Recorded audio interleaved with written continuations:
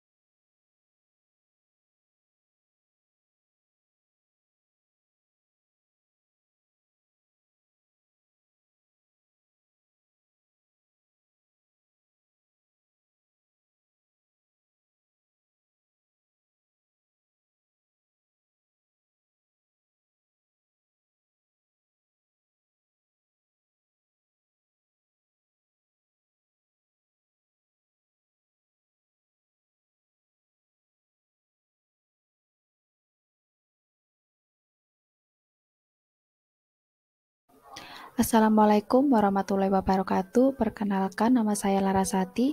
Di sini saya akan menjelaskan terkait kondisi negara India dengan sistem ekonomi yang dianutnya. Nah, jadi sangat tingginya campur tangan dari pemerintah pada perekonomian di India menyebabkan fokus berlebihan pada pemerataan pendapatan dan juga kesejahteraan publik. Hal tersebut terjadi mulai tahun 1950-an pasca kemerdekaan India, sehingga kreativitas individu masyarakat sangat kecil bahkan mati yang menjadikan mereka sulit untuk maju dan juga kreativitasnya berkurang karena segala hal diatur dan dikendalikan oleh pemerintah itu. Kemudian sejak tahun 1997, India mulai menampakkan pertumbuhan ekonomi yang baik dan terjadi penurunan angka kemiskinan masyarakat. Walaupun seperempat dari penduduk India masih hidup di bawah garis kemiskinan. Namun jumlah kelas menengah yang besar telah muncul karena cepatnya pertumbuhan dalam industri teknologi informasi di negara tersebut. Nah, faktor penyumbang terbesar dalam perkembangan perekonomian tersebut adalah sektor pariwisata bangunan Taj Mahal. Industri otomotif juga tak ketinggalan menyokong perekonomian negara ini, seperti TVS Motor yang merupakan produsen kendaraan bermotor roda 2 dan masuk dalam jajaran 10 besar dunia. Selain dua hal tersebut, sektor penyumbang lain seperti contohnya pertambangan dan juga tekstil. Terima kasih, itu saja yang bisa saya sampaikan. Saya kembalikan ke moderator. Baik, saya akan melanjutkan penjelasan terkait kondisi negara India dengan sistem ekonomi campurannya. Nah, jadi dengan memiliki populasi yang sangat besar, pendapatan per kapita India berdasarkan PBB berada di urutan ke-125 versi Bank Dunia. Adapun besar pendapatan per kapitanya adalah 3.262 dolar Amerika Serikat. Dan di sektor pariwisata, meskipun India hanya dikunjungi oleh 3 juta pengunjung asing setiap tahunnya, sektor ini tetap penting. Meskipun bukan termasuk sektor utama, namun pariwisata itu menyumbangkan sekitar 5,3% dari PDB India. Nah, itu saja yang bisa saya sampaikan. Saya kembalikan ke moderator.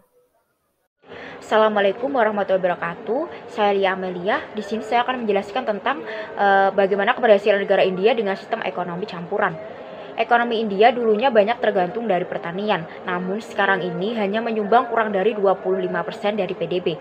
Industri penting lainnya termasuk pertambangan, petroleum, pengasahan berlian, film, tekstil, teknologi informasi, dan kerajinan tangan.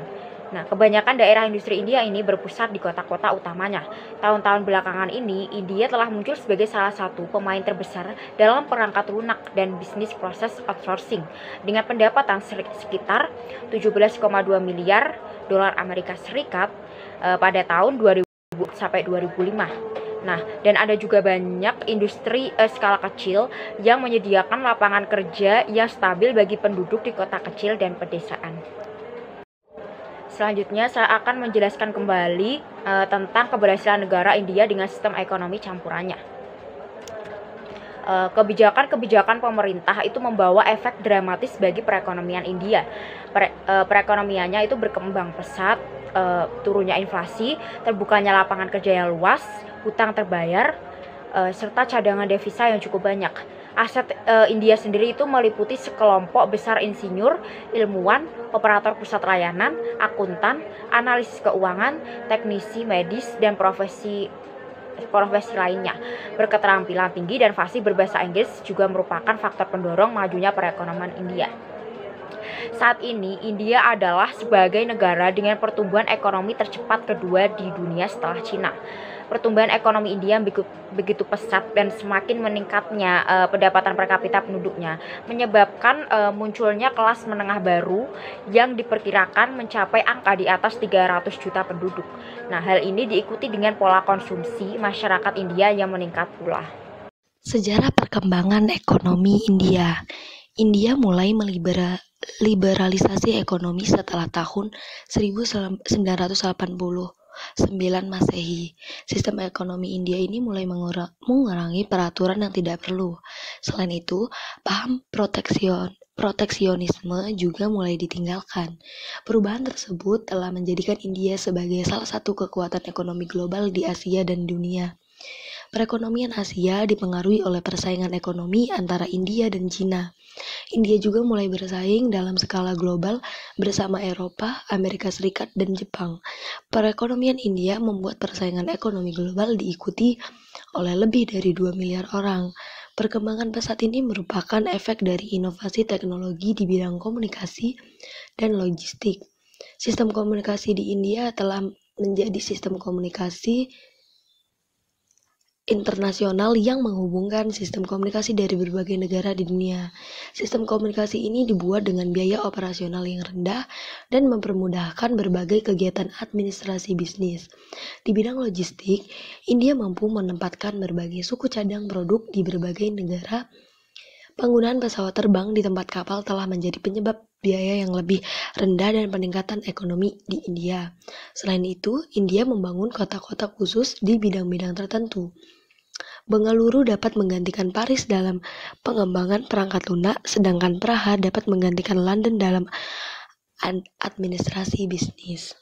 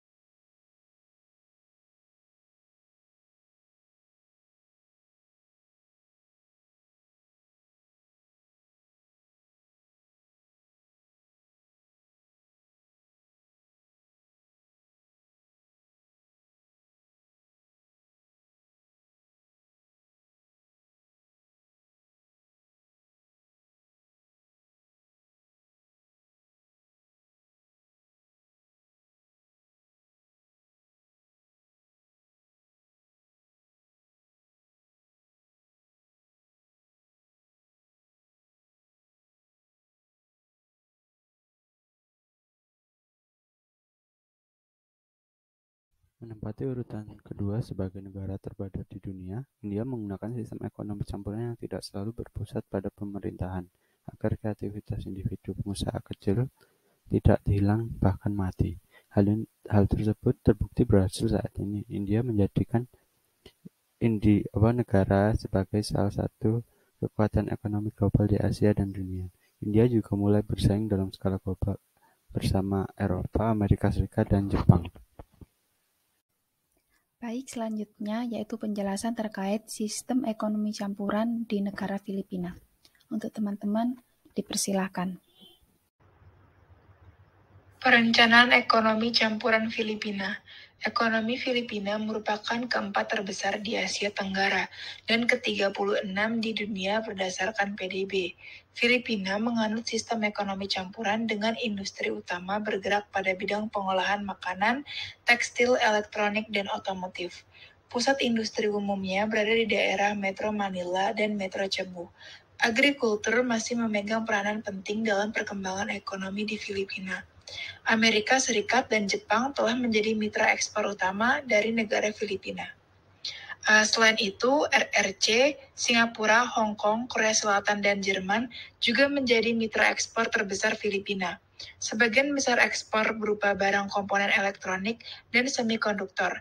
Di samping itu, hasil alam seperti gas alam, minyak kelapa, dan buah-buahan menjadi andalan utama bidang ekspor hasil alam.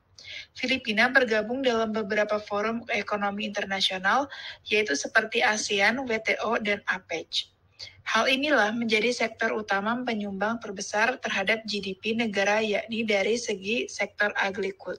agrikultur, industri dan jasa sektor agrikultur menyumbang 20% dari total GDP Filipina. Sektor industri menyumbang 32% total GDP negara di mana angka ini dinilai cukup tinggi. Mengingat negara Filipina adalah negara berkembang yang masih dalam tahap pengembangan industri negaranya. Pengendalian ekonomi campuran negara Filipina. Ekonomi Filipina merupakan ekonomi negara keempat terbesar di Asia Tenggara dan ke-36 di dunia, berdasarkan produk domestik bruto. Filipina menganut sistem ekonomi campuran dengan industri utama bergerak pada bidang pengolahan makanan, tekstil, elektronik, dan otomotif. Pusat industri umumnya berada di daerah Metro Manila dan Metro Cebu. Pertanian di Filipina masih memegang peranan penting dalam perkembangan ekonomi di Filipina. Amerika Serikat dan Jepang telah menjadi mitra ekspor utama Filipina. Selain itu, Filipina juga bekerja sama dengan Tiongkok, Singapura, Hong Kong, Korea Selatan, dan Jerman dalam kegiatan ekspor. Sebagian besar ekspor berupa barang komponen elektronik dan semikonduktor. Samping itu, hasil alam seperti gas alam, minyak kelapa, dan buah-buahan menjadi andalan utama bidang ekspor hasil alam. Filipina tergabung dalam beberapa forum ekonomi internasional seperti Perhimpunan Bangsa-Bangsa Asia Tenggara, Organisasi Perdagangan Dunia, dan Kerjasama Ekonomi Asia Pasifik.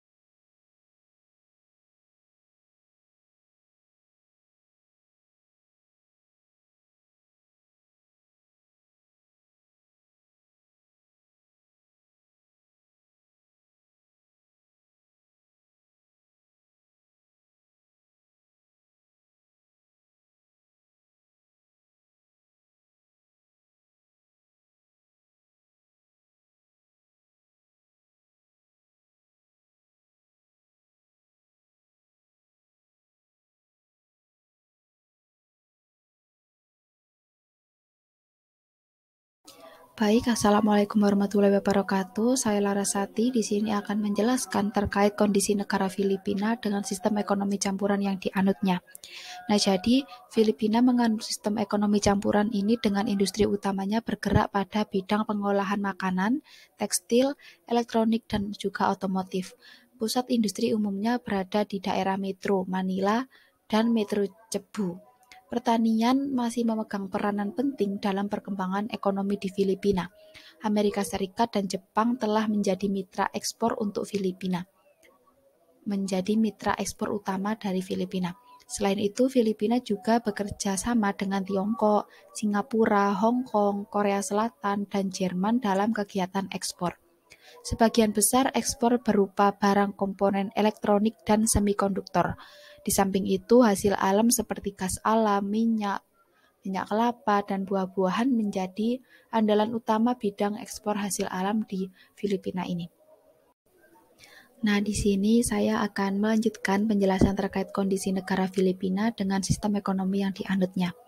Nah, jadi hutang publik di Filipina tergolong besar, yaitu sekitar 77% dari PDB, yang menyebabkan terhambatnya perbaikan ekonomi. Anggaran negara untuk hutang lebih tinggi daripada anggaran untuk pendidikan dan juga militer. Berbagai kebijakan pun dilakukan, termasuk peningkatan infrastruktur, merombak sistem pajak untuk menambah pendapatan pemerintah, deregulasi dan penswastaan ekonomi, serta meningkatkan integrasi perdagangan di wilayah sekitar. Masa depan perekonomian Filipina ini sangat bergantung pada perekonomian partner dagang utama mereka, yakni dengan Amerika Serikat dan Jepang. Kemudian administrasi yang lebih terpercaya dan kebijakan pemerintah yang konsisten turut mempengaruhi perkembangan ekonomi di negara Filipina ini. Terima kasih, itu saja yang bisa saya jelaskan terkait kondisi negara Filipina dengan sistem ekonomi campuran. Saya kembalikan ke moderator. Assalamualaikum warahmatullahi wabarakatuh. Saya Lia Amelia. Di sini saya akan menjelaskan tentang bagaimana keberhasilan negara Filipina dengan sistem ekonomi campuran. Filipina sendiri menganut sistem ekonomi campuran dengan agrikultur sebagai penyokong utama perekonomiannya. Fokus industri negara ini ada di bidang elektronik, otomotif, pengolahan makanan, pertambangan, dan tekstil. Filipina sendiri memberikan kebebasan yang besar untuk melakukan segala hal pada pihak swasta sehingga menjadikan tingginya kreativitas pada masyarakatnya. Peran swasta dalam perekonomian pun mencapai 95% dari produk domestik bruto atau PDB. Pengakuan terhadap kepemilikan individu, juga penumpukan modal memperjelas bahwa sistem ekonomi campuran Filipina itu lebih condong pada sistem kapitalis.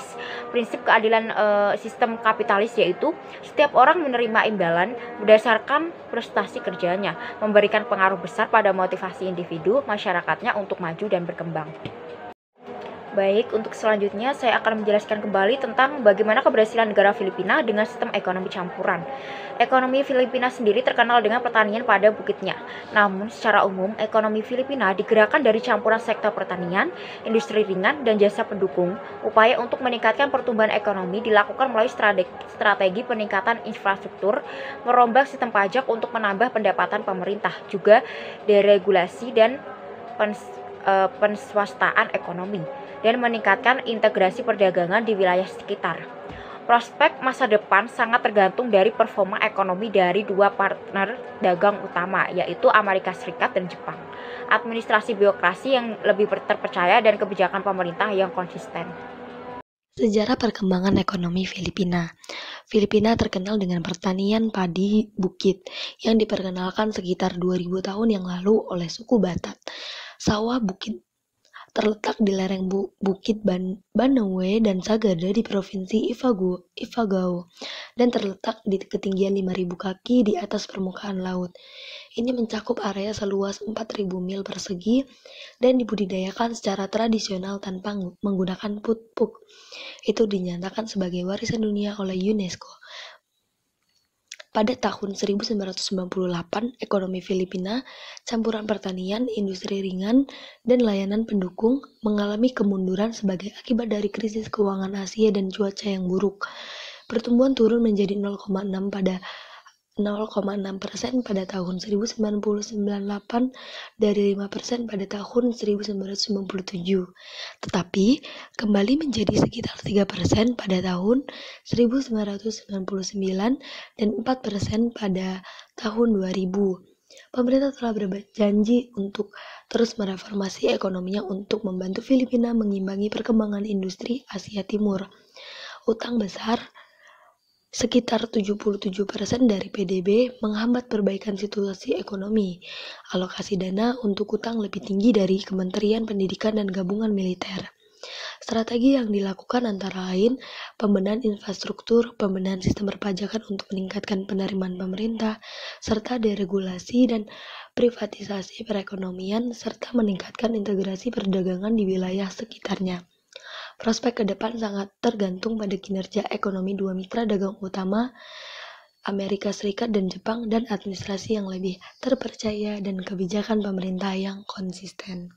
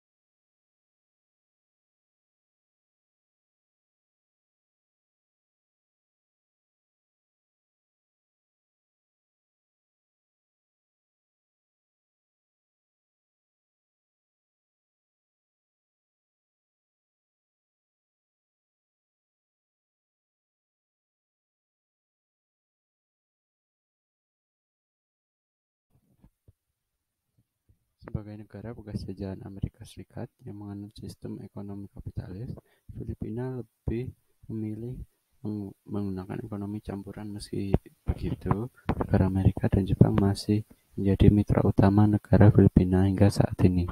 Memiliki bentuk geografis yang mirip dengan Indonesia, yaitu kepulauan yang dibasahkan oleh lautan. Kemungkinan permasalahan yang dihadapi oleh negara Filipina hampir sama dengan yang dihadapi dengan Indonesia. Bahkan sistem ekonomi yang dianut pun sama, yaitu ekonomi campuran. Baik, terima kasih. Itu saja yang bisa kelompok kami sampaikan atas perhatiannya. Mohon maaf jika ada salah kata. Wassalamualaikum warahmatullahi wabarakatuh.